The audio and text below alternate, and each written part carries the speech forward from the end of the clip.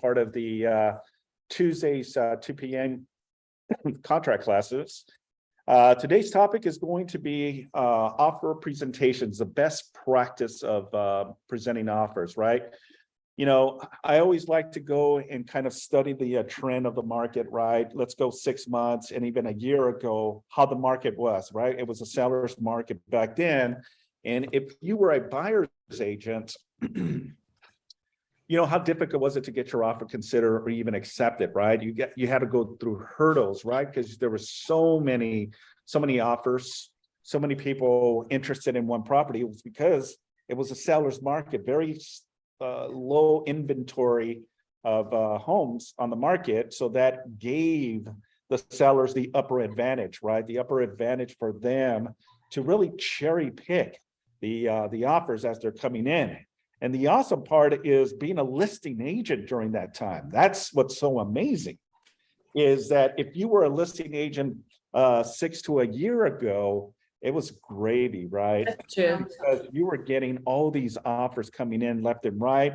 And more so, you know, the buyers were reducing escrow periods, reducing or eliminating contingencies, right? Going above and beyond on the price itself too, right? You listed for 850,000, you were getting a 900,000 right off the bat. Well, times have changed since that time. That's a different period than what we're seeing right now. Now, bear in mind, a year ago, interest rates were at 3.75, 3.5%. Now the interest rates are 2.5, right? 7.25, 7.5. Now it changes the trajectory of what that looks like now, right? Where it was a seller's market now has pivoted into a buyer's market. What's the difference between a buyer's market and a listing or seller's market, right? Well, now the buyers have a little bit of say. They have a little bit of control because very few buyers are now qualified, right? The higher the interest rate, the less purchase power. The lower the interest rate, right? The more purchase power the consumer has. So now we need a transition. Now, people are still buying and selling. That's a given. That's not going to stop. Now we just got to work a little harder in our position and on our base of what we're doing on the daily activities, right? So today's topic is going to dive into the do's and don'ts and being proactive in how you engage these opportunities. And more so, common practice, right? What to do, what to say, and how to maneuver those conversations when you're dealing with a listing agent, and asking the right questions, right? To ask, you know, how many offers are on the table? You know, when is the seller going to be reviewing or making a decision of what offer, if they're going to either accept, counter, or reject, right? And being very purposeful in your position, because your job as a buyer's agent, right, is to get your offer considered, okay? Meaning you want to get one foot in. Obviously, we all want all feet inside, right, with the offer accepted, but you got to know how to maneuver those conversations, especially if you're dealing with a professional, experienced agent that has been doing this for a long time or has multiple listings, right? They understand the common ground, the common practice. And if you do not, you know, align yourself in a way to really get into the core of the seller and the listing agent, most likely your deal may not go through. Okay. I just want to be very open and very transparent in my approach, because I've seen, you know, these situations happen quite often. And then the agent gets frustrated. Man, I didn't get my offer accepted, you know. Well, are you articulating your position, right? Are you really have the confidence to, you know, understand your offer? Is it clear, concise, and is it all filled out? Or there's a lot of gaps and a lot of issues with it, right? Because it's not just the presenting of the offer, folks. It's also the documentation that backs your offer, right? Because anyone can submit an offer and says, look, I'm going to throw a $1 million offer. but then you got to prove why they're the right candidate for this property. Meaning, have they provided the financials, right? Do they have the leg to stand on with the down payment, closing costs, and then some, right? In case there's a gap or discrepancy on the appraisal. Okay, right now we're seeing a very interesting market, right? And sometimes the listing agents are still asking to release appraisal contingency. What if there's a big gap on that $50,000, $75,000 gap? How do you maneuver? How do you navigate those approaches, right? Well, you want to hold on to your contingencies to protect your buyer. But what if you do release your appraisal contingency and the appraisal is a lot less? Well, foolish and shame on you, because you need to have a foundation and a base and an understanding. At the end of the day, it's not what you say. It's not what the listing agent says. It's what both principles dictate, what the buyer is willing to do and what the seller is willing to do as well. So you just got to remember that. In my 25 plus years doing this, I've learned that it's not me. It's not the other agents. It's not the affiliates, right? Your home inspections, your escrows. It's what the buyer and the seller are willing to do. And if the buyer is not willing to press, then, that's on them. And there's repercussions if they don't move forward, right? They lose the opportunity because they're not performing. The seller may cancel, go in a different direction, or there might be damages, right? If the buyer went forward with it and now is exposing their deposit, and now they want to back out. Remember, the buyer can back out at any given time. The seller can get back out, but there's consequences when they do so. Okay, that's what we call breach of the contract. Who's breaching the contract? Is it the seller in breach, or is it the buyer in breach? The question is, you don't want to be in that parameter, in that position. And if you are, how do you navigate those conversations, right? How do you maneuver your way to back out if the buyer or the seller wants to back out of a deal? Now, the topic today is going to go under the rules regarding, presenting offers, right? And it talks about the code of ethics, which is, again, one of the important components to what we do, right? We always do the right thing. We never take shortcuts. And, by all means, we guide our clients to their best interest, not our best interest. Okay. And what is not our best interest? The commission. Okay. Don't think solely on the commission. Gosh, I'm going to make a $30,000 commission on this. So it's all about me. I need to close the deal. No, it doesn't work that way. Okay. The way you need to be thinking and the right mindset is what's best for my clients. How do I diffuse the situation? Now, with all this, part of the negotiations that we do is knowing the win-win in all. Okay, I want to repeat this. Knowing the win-win in all. That's a very important formula, because it's not, strong arming the component, not the component, but the opposing agent, right? I'm going to outsmart, outbeat. Now, you're both in it for the long haul to help navigate both parties. Okay. And if the deal doesn't go through, so be it. Okay. It's best to know your position than to get yourself in a dilemma or a liability. And now they're dragging you into litigation. Okay. Those are never fun. And the last thing we want is to spend time, effort, and energy when we should be out there lead generating or looking for other opportunities for your clients. Okay. Again, I just wanted to set the tone and the basis for this, and just an understanding, the importance and how you present yourself moving forward. Okay. You all with me on this? Hope it all makes sense. Okay. And again, I'm not here to scare you. That's not the whole intent of today's presentation, but to give you some knowledge and understanding. Okay. The do's and don'ts, being proactive, being engaged, and, following the timelines of events. That's going to get you out of some very interesting loopholes when you know. Now, with all that I said, also remember you have the support, you have your team leader, you have your broker, you have your legal, you have your resources, right?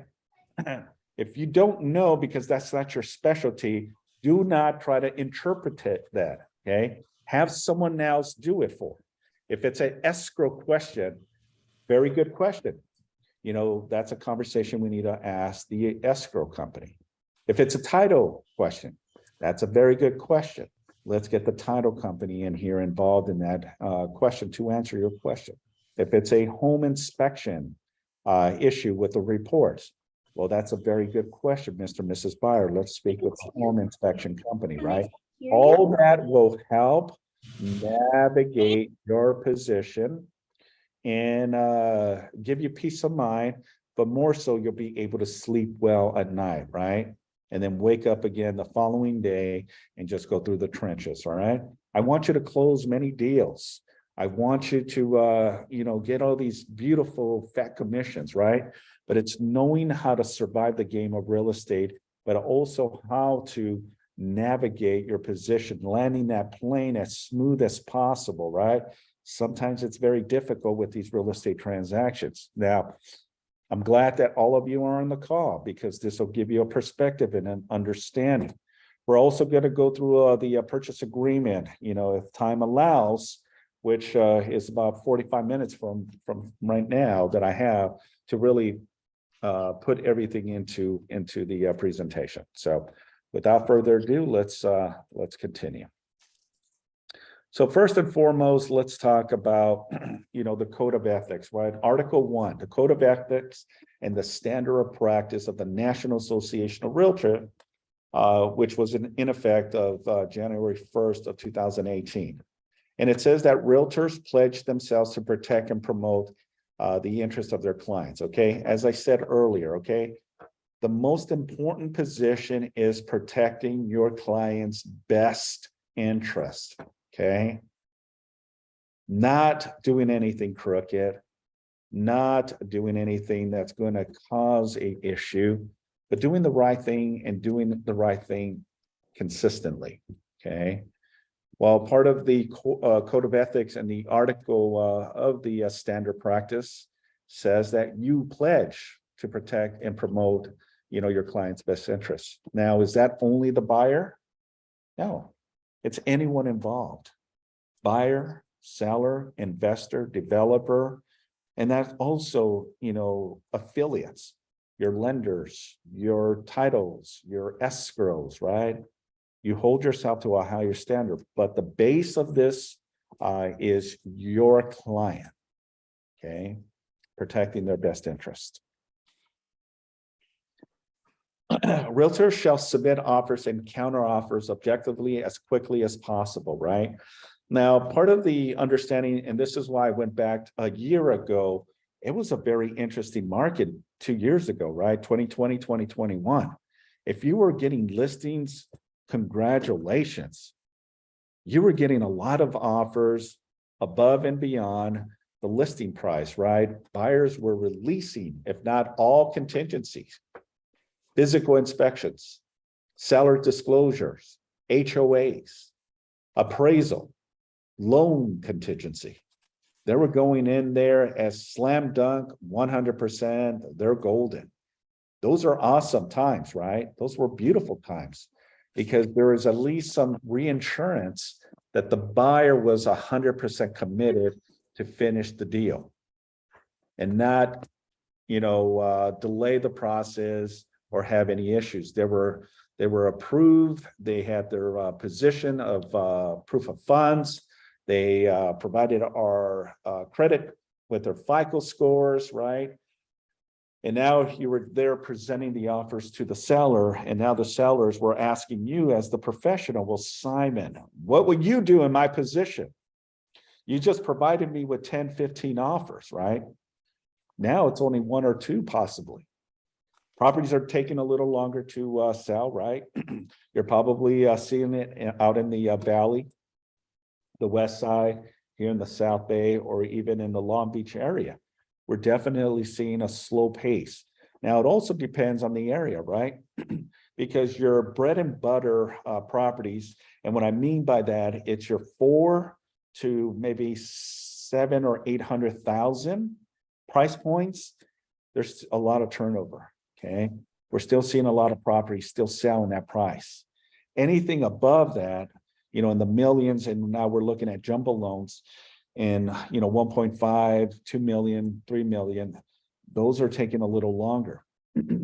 Now, you as a professional need to understand how that looks like if you have a client that is qualified for a $2 million offer, right? Because obviously the higher the price, the bigger the commission, right? Imagine if you do get a buyer with the $2 million price point, and you're looking at 2.5 to 3% commission, right? That's a pretty substantial commission going your way. Okay. Now, with that, we're seeing a lot of sellers still in fantasy land. Sellers, unfortunately, are not being realistic. And they're still thinking that their property is worth like it was a year ago. Okay. Now, if you're the seller and you're the listing agent, it's going to be a rude awakening, because property is going to sit for days, for months. You're going to have that, conversation with the seller of a price reduction. They're not going to be happy about it. This is why it's very important that if you are working with the seller, that you are analyzing and you're checking the market on a regular basis. If not every single day, you should be checking. Properties are coming on the market and deals are closing. So you need to keep a good tab on the market, especially if you're farming an area or you have a listing, or if you're working with a buyer. You should be also analyzing too, because your position as a buyer submitting an offer, they're going to ask you, well, Simon, is this a good offer that we're making? Are we offering more than what the property is worth? What if those questions come your way? How do you handle those particular objections, right? Because they're asking you for the green light, right? They're asking you if it's okay to press forward on this. How do you handle that conversation? Okay. This is why you need to understand the data. Data will tell you, numbers do not lie. And when you compare apples to apples, now you can have a very good conversation. Well, Mr. and Mrs. Buyer, and looking in the area, I did a 1 mile radius, half a mile radius of the subject property, and I was able to find all the active, under contract, pending, and sold in the last 60 to 90 days. And based on what I'm looking at, it looks like we're okay on this price. Okay. Now you have a base, and now you have a great conversation where the buyer is going to feel at ease, right? Because they're relying on you to pull the trigger or not. All right. And don't be that agent that doesn't take control of their clients. Because what if you get a buyer that is aggressive, right? And this buyer wants to lowball the seller. How do you handle that objection? Let's say I'm the buyer's agent, and the buyer says, look, Simon, I know the house is $1 million, but it's been sitting in the market for 30 days. I think I want to lower less than what the listing price is. You're going to ask, well, what are you thinking, Mr. Buyer? I'm thinking of offering 100,000 below asking. Okay. My question to all of you on this call is, and I want you to just think about it. What if someone is asking you your opinion if we're making an offer less than the listing price? How do you handle that objection? Okay. Is it a positive or is it a negative? Okay. Because you can go any direction on that conversation. You can say, well, Mr. or Mrs. Buyer, I understand, it's been on the market for 30 days. I think we should be okay. Let's see and hoping it sticks. Or you can be that agent says, look, we don't want to insult the seller. Yes, it's been on the market for 30 days, but I think we need to, reconsider that because we don't want our offer to be rejected, right? And both are great positions. But how do you kind of understand your role of what you should be doing? Well, Mr. and Mrs. Buyer, I completely respect that. Let me run some numbers. Let me see where we stand. Data does not lie. Because now you can present the buyer is, look, based on the area, properties are selling for that $1 million price point, but they're taking about 30 to 45 days. Okay. So I think you're okay at 1 million. If we go under 1 million, seller may not consider and may reject our offer. And then we're back to square one. And now it puts the seller in a bad taste because they're going to say, well, if they're submitting a low offer, what else are they going to do once we're in escrow? Believe me, listing agents and agents in general are constantly thinking. Remember, it's like a relationship. It's like dating. I'm committed with this agent for 30 to 45 days. It's a dating relationship until we close. And if that experience is good, or was that experience dating was horrible, right? And let's be real, let's be open, let's be honest about this. How many times have you been in a transaction with a very bad agent? And then how many times have you been with an agent that's rock solid, professional, on top of his or her game, and knows and has those conversations, and it's proactive, right? Pleasant and professional. And you both close the deal, right? We all want that, but I can't promise you that because every agent works different. Every agent's style is different, okay? A lot of agents have egos, right? And they think they know better than us, okay? This is where you need to double down on your understanding of the purchase agreement.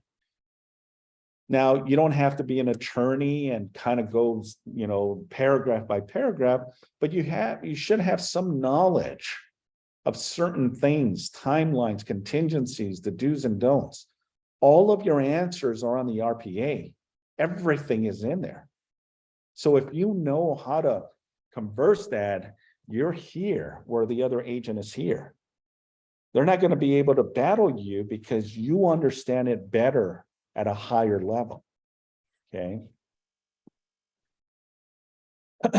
So when acting as a listing broker, realtor shall continue to submit to the seller, landlord, all offers and counteroffers until closing or execution of a lease unless the seller landlord has waived the obligation in writing. So basically standard of practice 1 to 7 talks that even if you're the listing agent,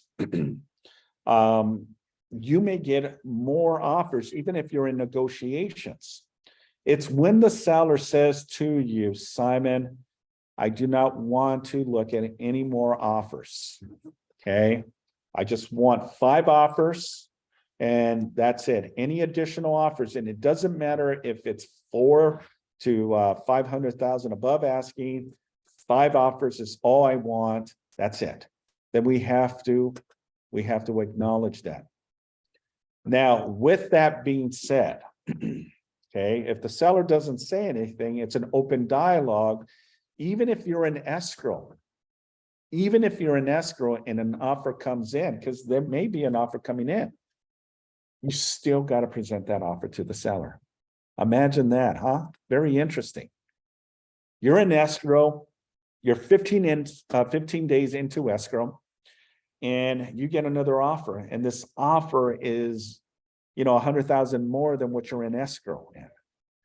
And you're thinking, my gosh, what if I have this offer? Now I'm going to present it to the seller. Okay. And I know a lot of us are thinking, is this going to kill the deal? Well, no, not necessarily. Okay. It's how you approach the conversation, folks. Okay. Meaning, yeah, you may get another offer that's a lot higher, more favorable to the seller, but doesn't mean that the seller can unilaterally just cancel because this offer looks better, right? Like what they say, It's greener on the other side, right? The grass is greener on the other side, and it's sometimes not always the case. Because remember, think about this for a quick minute. Just because you get favorable terms, right? Higher price point, doesn't mean the buyer is going to perform. There's still too many elements on that. You know, do we have the financials? Do we have their FICO score? Do we have their ratios? Do we have their proof of funds, right? And the buyer still has time to do their fiduciary due diligence on the property, right? Investigations of the property.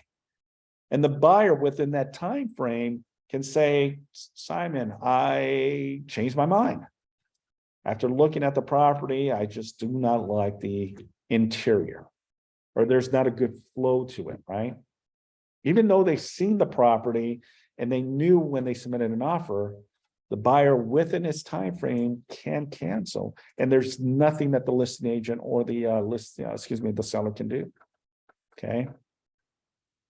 So what it states here is basically any offers that are coming in have to be presented to the seller until the seller in writing, and that's important, in writing says otherwise. Meaning, Simon, I am requesting that no more offers to be presented to me. No problem, Mr. Seller. Can you please send me an email confirmation? I just need to have it in writing. There you go. Now you can explain that to any agent that's asking to submit an offer. Hey, this is John with ABC Realty.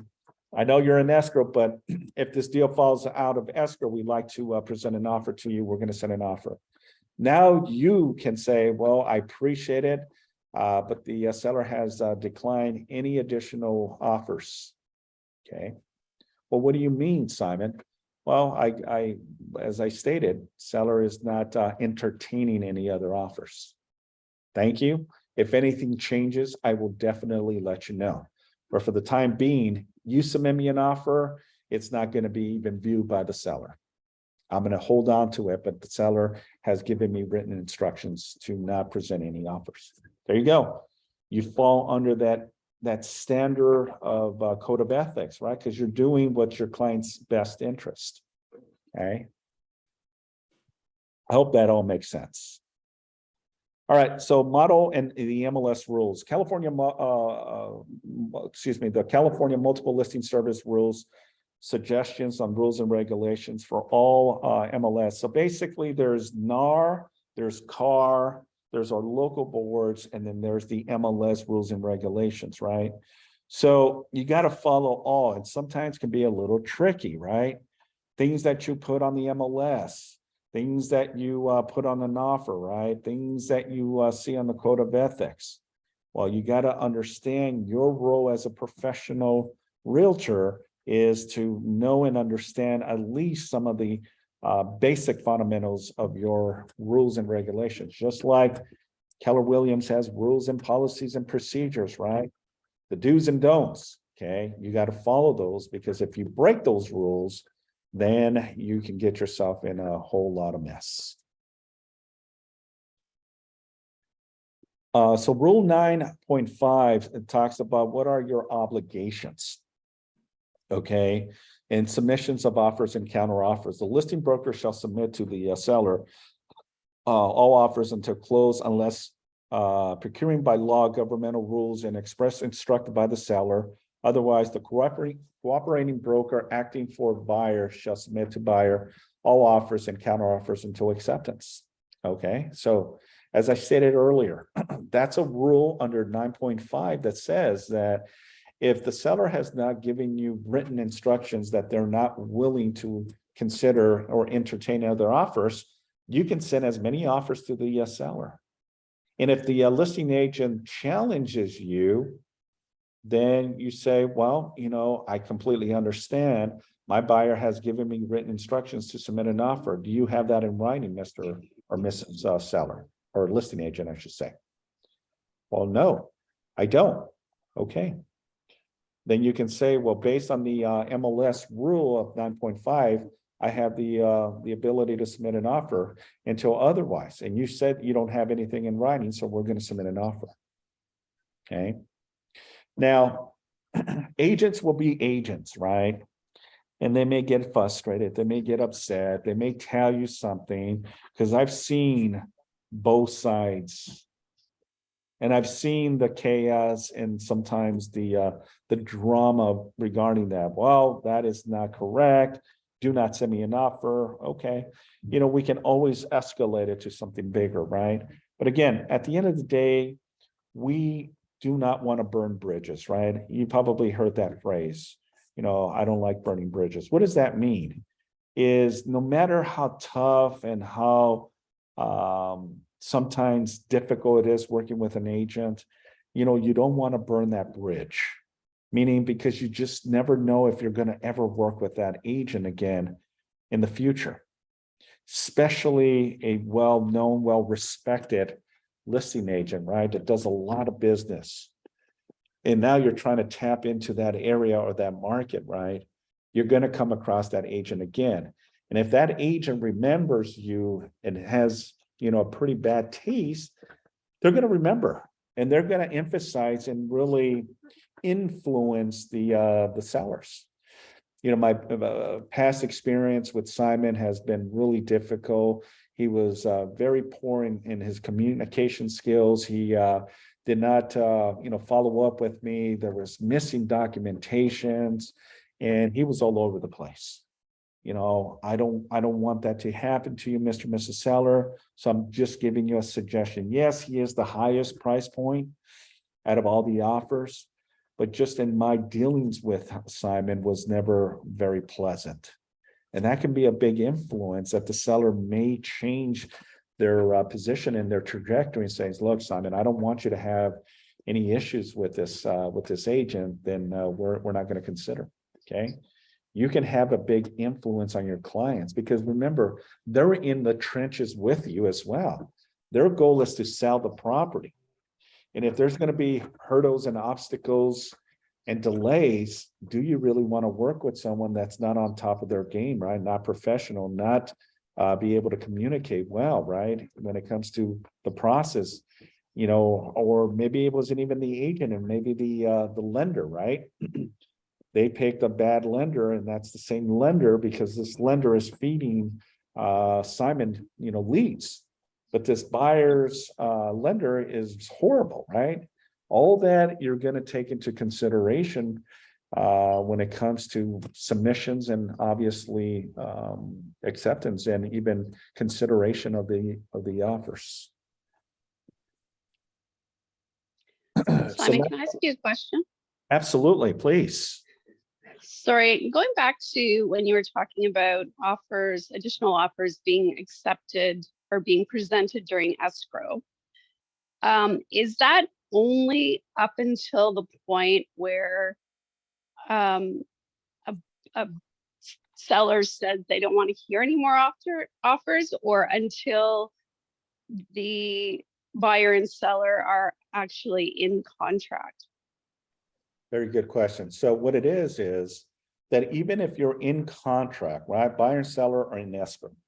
You're 5 days in escrow. All right, buyers doing their inspections, right? Buyers going through the motions of getting their loan approved. What the rules stipulate is that if an offer comes in, we have to present that offer to the seller, even though you're in escrow. Now, that only changes if the seller in writing says, do not present any other offers. And how many times listing agents have those written agreements? Far and few.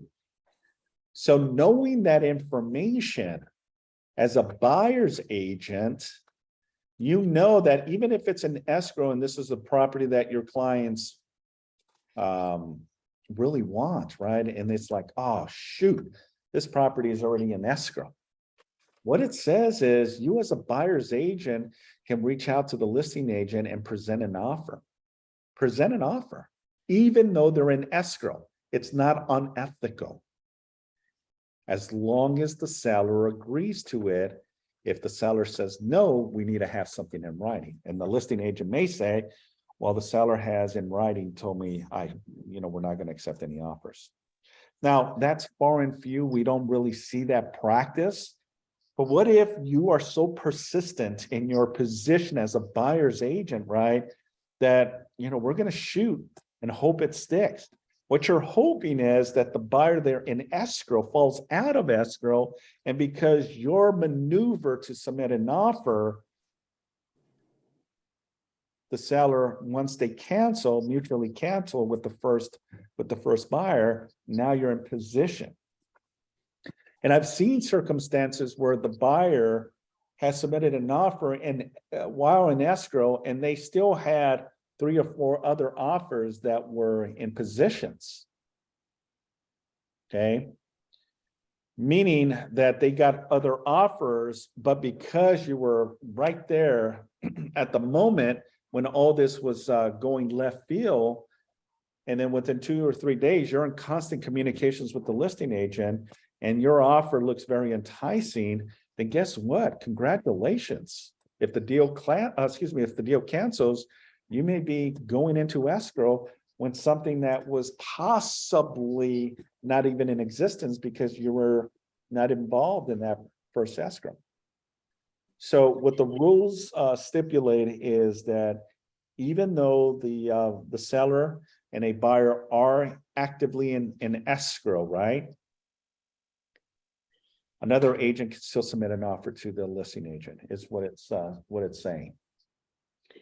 But I guess the fiduciary responsibility of the seller's agent is also to, at the same time, let them know what the repercussions are about, backing out of the to and fro of the contract that they've already signed. Absolutely, yeah. Just because you get another offer doesn't mean that the seller could say, oh, I want to cancel this. This other offer is more enticing. No, it doesn't work that way, because the buyer may pursue damages because now the seller's in breach, because the seller is greedy, right? And they want to get a higher offer. Doesn't work that way. Okay. The only way the seller can back out of this deal is if the buyer does not perform. Meaning, buyer does not do what they said they're going to do, right? And ultimately, there's ways you can maneuver, and it's putting tight conditions. If you know that the buyer has 8 days to release physical inspections, right? And now on the 6th day of the escrow period, you can submit what's called a notice to perform 6 days prior to that 8th day. Let's say that in the agreement, they put, that the buyer will release physical inspections on the 8th day. 6 days into it, you can send a notice to perform, meaning it allows the buyer 2 days to release that as a condition. That's what we call tying up the agreement. And the buyer that's in escrow is going to say, what the heck? I still have 2 additional days before I release that as a condition. I get it. I understand. But the listing agent is being aggressive, sending that notice to perform, because on the 8th day, the buyer shall release that. And if the buyer does not release that, then the seller has the right to cancel on the 8th day. Instead of waiting the 8th, sending a notice to perform, now that gives the buyer an additional 2 days. So technically speaking, they have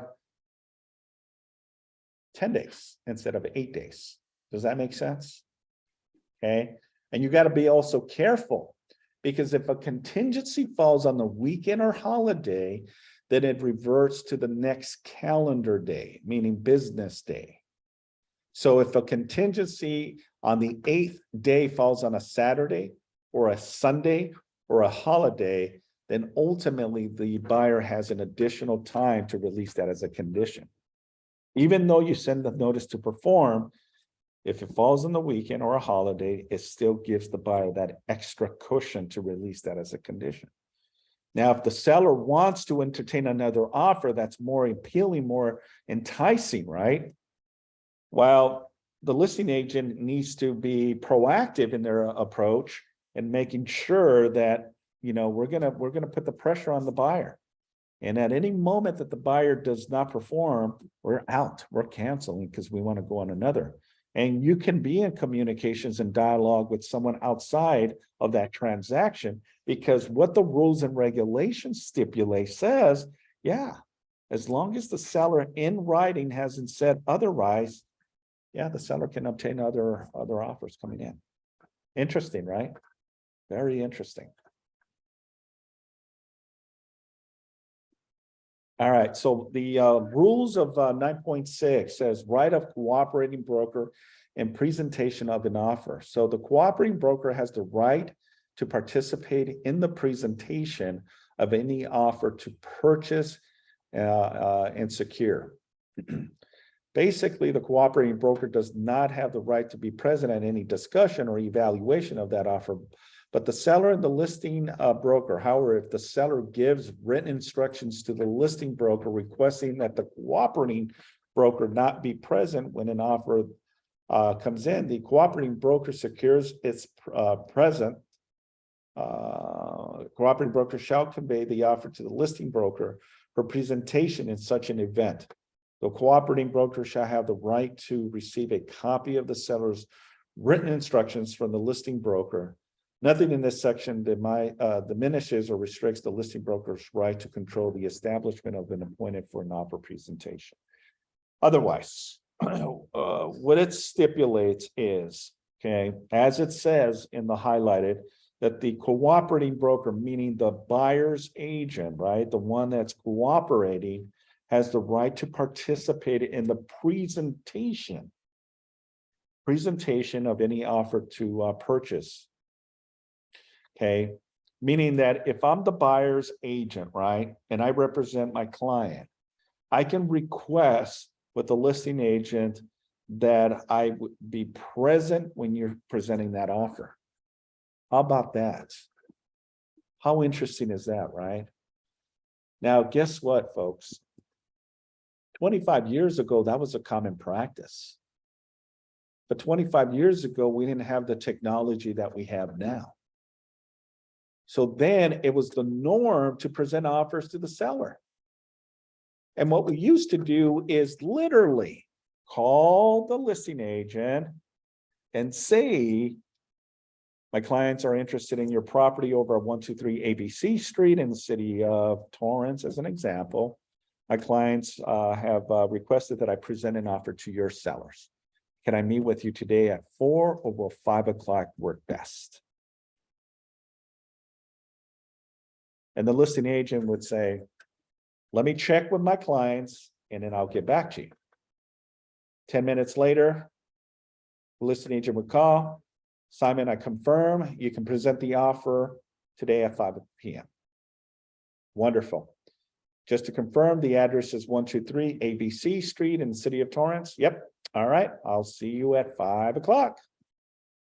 Then at 4:50, you're parked next or near the property. Now you're going for that interview because it's like an interview process.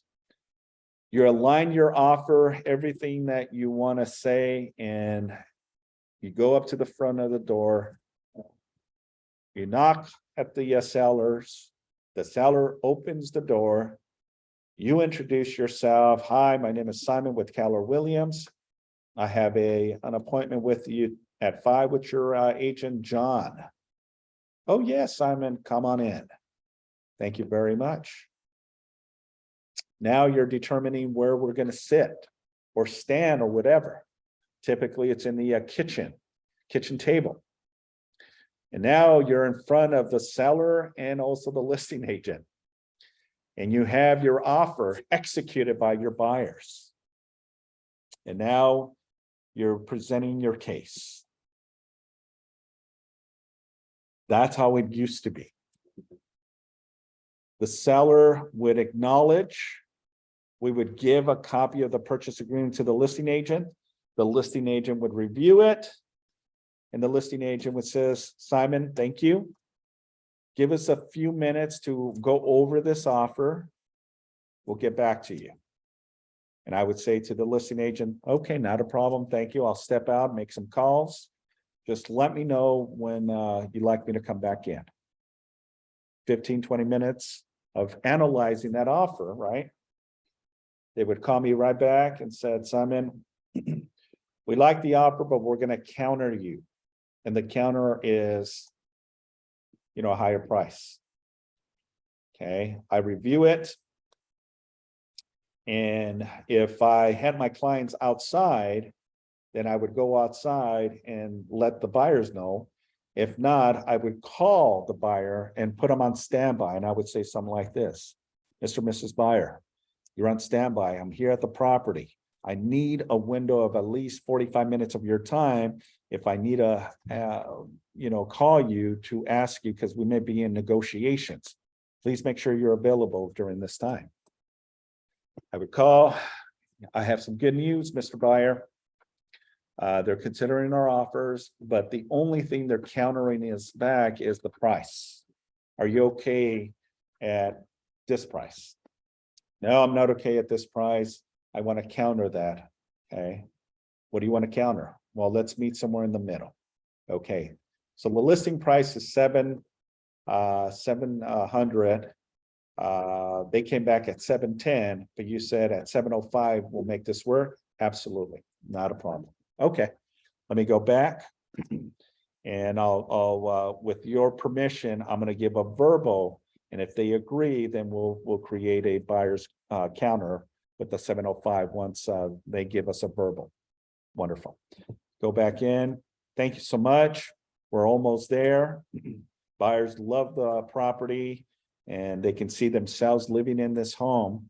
My buyer has countered your counter of 710, and my buyers have proposed an offer of 705. We can open escrow tomorrow, and we can rock and roll and get this deal closed in 30 days or less.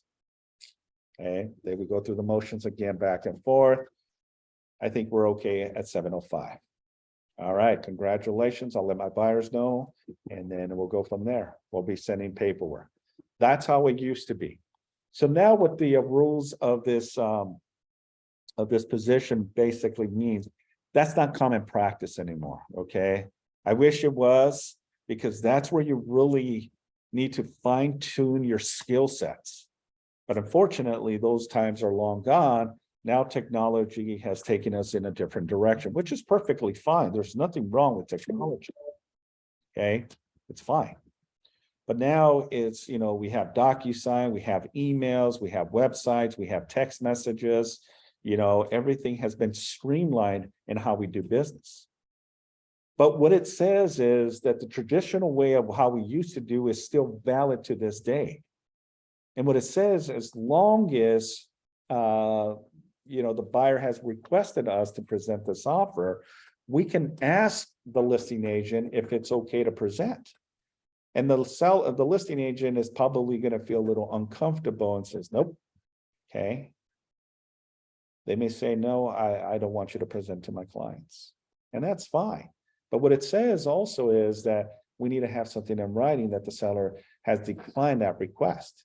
And if there's nothing in writing, we can still present the offer, believe it or not. Now, it's not common practice, and it's not always the best way, but what the rule says is you can. Okay. And I would love for that to happen. I'm waiting still, right? One of our agents reaching out to me and says, Simon, I got someone that presented an offer to us, and it was the best, negotiations, because we were in the mercy of the moment. We were right there crunching and analyzing and negotiating. Okay. What it says is, the cooperating broker can't present an offer to the seller. Any questions regarding that? Okay. Business and Professional Code 10-176 says that the commissioner may, upon his or her own motion, and shall, upon the verified complaint in writing of any person investigating the actions of any person engaged in business or acting in the capacity of a real estate license within the state, and he or she may temporarily suspend, permanently revoke a real estate license at any time, where the licensed Y real estate licensee in performance or attempting to perform any of the acts within the scope of this chapter has been guilty of any of the following. Make any substantial misrepresentations. Make any false promise of character likely to influence, persuade, or induce. They continue in flagrant courses of misrepresentation or making any false promise to the real estate agent or salesperson. Any other conduct, whether of the same or different character than specified in this section, which constitutes fraud or dishonest dealing. Okay. That immediately will put a restriction or even a suspension of your real estate license. This is a business and professional code, and this code is straight from the real estate law book. Okay, you can look it up. Put in business and professional code 10176, and it's going to populate any type of misleading, false information, fraud, or dishonest dealings. Yeah, you're looking at some serious issues. The commissioner may suspend or revoke the license of a real estate license, delaying renewing or a real estate license, demonstrating negligence or incompetence. Okay, so that's another caveat to this. Okay, this is why it's very important that you understand your position as a professional, understanding your role. Okay, you're not an attorney, you're not an accountant, right? You're not giving legal advice or taxation advice, right? Your job is just to sell property. That's it. Okay. But you should also have some understanding of your role as a professional realtor. Okay. Because any demonstration of negligence or incompetence, it's a violation of that code. And if they find you guilty of that code, it's a serious matter where they may revoke your license. Okay. Again, not to scare you, not to put fear in you, but to put knowledge in you. Okay. The importance of understanding. If you don't know, don't go winging it. Okay. Just say, look, Mr. and Mrs. Buyer, that's a great question. It's above my understanding, but I do have the resources, and my job is to get that information for you. Allow me a couple hours to speak with my broker, speak with my team leader, and help navigate this for you. Okay. There you go. Problem solved. Remember, you don't have to be the go-to, know expert of everything. All right. Because that's an opportunity for exposure, right? Your job is just to sell. You're licensed to sell real estate. Nothing more, nothing less. The problem where I see a lot of agents, they go deep into this. They go 3 deep into this conversation, and now they're backpedaling and trying to get out of that rabbit hole. And now it may be too late. So I caution you, understand what your role, and always do the right thing. Never take shortcuts, and never mislead anyone in doing anything, because that's an opportunity you just don't want to be there. And that comes to the next one of common law fiduciary duties, right? The law imposes on a real estate agent the same obligations of an undivided service and loyalty that imposes on a trustee in favor of a beneficiary. This relationship not only imposes upon him the duties of acting in the highest good faith towards its principal, the agent from obtaining any advantage over the principal in a transaction, okay, of his agency. So, and there's a case study regarding this from the Superior Court of California back in June 3rd of 1968. Okay, so what is fiduciary duties, right? Your fiduciary responsibility to your clients. Okay, that those are your clients, not the opposing agent, not the opposing principal. Okay, you're there for your client's best interest. Rules 9.1, appointing for showings and negotiating with the seller. After reasonable efforts and no less than 1 day after the cooperating broker cannot contact the listing broker or his representative. However, the listing broker at his option may procure such direct negotiation by the cooperative by giving notice to all participants through the MLS. In the event of showing, negotiation will be conducted solely by the seller, and the listing broker shall clearly set forth such facts in the listing information published by the service. So basically what this rule 9.1 stipulates is you're exempt under the certain guidelines and circumstances, right? So if you're not getting any engagement with any party, right? The buyer's agent or the seller's agent, right? Either or, that you want to escalate this to the broker. Hey, Simon, I have a situation, I'm in escrow, I represent the buyer, we're in property 123 ABC Street. I'm having some challenges with the listing agent. We're about to fund this deal, but if I don't get a response from the listing agent, I might lose the expiration on the rate, and this deal may fall apart, and it's going to be a big mess because the buyer is already speaking with an attorney. Help, help, help. Not a problem, okay? My goal and my job is to navigate that and say, okay, and I'm analyzing the scenario. I will personally reach out to the listing agent and see if I can get in communications. If I'm not successful in my approach in communicating with the listing agent, then I would do some research and find out who the broker or the team leader or manager of that office. And then I will reach out to them and introduce myself. Hello, my name is Simon. I'm the managing broker for Keller Williams. We are in a transaction. We represent the buyer in this situation. And your agent, Mr. John Smith, has not been in communications. We're at the verge of losing this opportunity. The buyer's just stressing out because their rate lot is about to expire, and that's going to bump up their rate to now, 8% as an example, right? And that may kill the deal. I'm just trying to navigate this as professionally as possible. I need your assistance and help before this becomes something worse.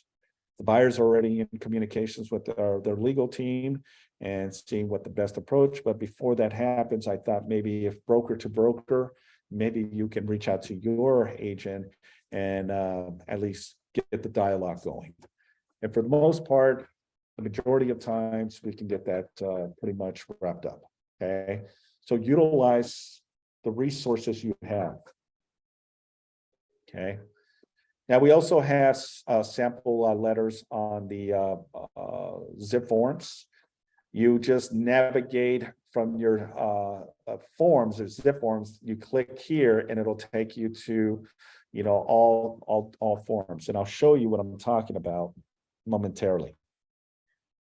And then on those forms, there's specific forms that you can use, such as a demand that the offer be presented, lease expiration letters, notice of change of property managers. There's probably a handful of letters that you can use as part of your arsenal. And again, always reach out to your broker, ask for some guidance and some advice before going in this direction, because sometimes you don't need to go this deep into it. Just pick up the phone and reach out to the broker. Here's an example of that letter. Okay, letter of offer to present. And it goes into, the importance of why this letter is, and that you're breaking certain rules. Okay, so let me really quickly go to zip forms. Obviously, you click on that.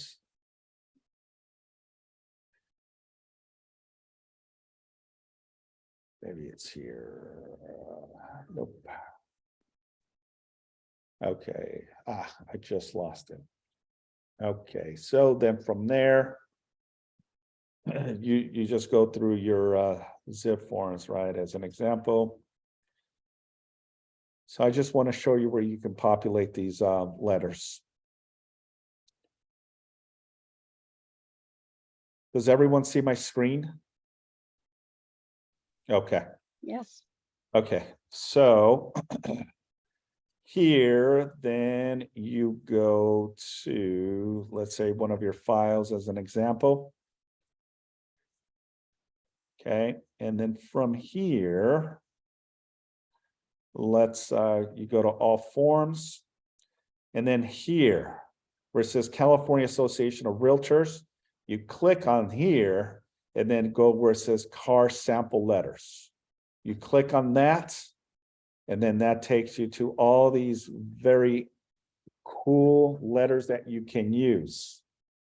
Demand to seller to perform, demand for the deposit of buyer for failing to perform, acting against the buyer's advice, acting against the broker's advice for buyers and sellers. Trying to find that one presenting the offer. I know I saw it here. Deposit, compensation. Here it is, demand, offer to be presented, right? So now you populate that form. And then the demand is right here. And here's the letter that you can utilize. If you are requesting to present this offer, then you got the offer right here. Okay. You fill it out. You have your yourself sign this, and then you send it over to the listing agent. And the cool thing, it gives illustrations on the reason for this demand. It gives you an idea what the purpose of this letter is, and fill it all out, date it, property address. I represent, which in this case is the buyer, right? Who has made a written offer to purchase the above described property on a purchase agreement dated back on so-and-so date, nor the buyer have received a response to the written offer. And here's a copy of that previous submitted offer. Okay. I initially submitted the buyer's offer, and it was personally delivered. It was emailed, it was faxed, or some other way, right? Maybe presented in person, right? And then if checked, proof of delivery, and then any communications that I've done. I tried to communicate with you on Monday. I try to communicate with you on Wednesday. I try to communicate with you on Friday with no success. I called this number, I emailed you, and here's a little bit of what I did. No success in getting a hold, went straight to a voice message. Okay. Now this is where it's the fun part. It's what we call the meats and potatoes. This is where all the violations, right, have occurred. Mr. Seller, you're in violation of standard practice 1.6 of the Code of Ethics, right? The agent, because the agent is not following, the rules and regulations, then it goes. I'm not going to go deep into it because we're already past our time, but that kind of gives you an example of what the forms look like. Okay. Any questions? I hope this makes sense to you. And again, if you have any additional questions that I can be of help or service, please don't hesitate. Reach out to me. Again, this is one of the fun stuffs that I like to do, is to really educate our client, our agents, and doing the right thing, right? But ultimately, as a professional, right, it's knowing how to navigate as a buyer's agent the approach. Communication. That's the cure to a lot of the issues. I promise you that. All the other stuff will align. All the other stuff will just fall into place, but it's lack of communication that ultimately puts people in a frustration and bad taste, and that's not going to be, any of you. Okay, so I appreciate you all. I hope this was of value. Again, if you have any questions, text me, call me, or email me. All right. Thanks again, and I will see you on the next contract class. Take care. Thanks, Simon. Thank you.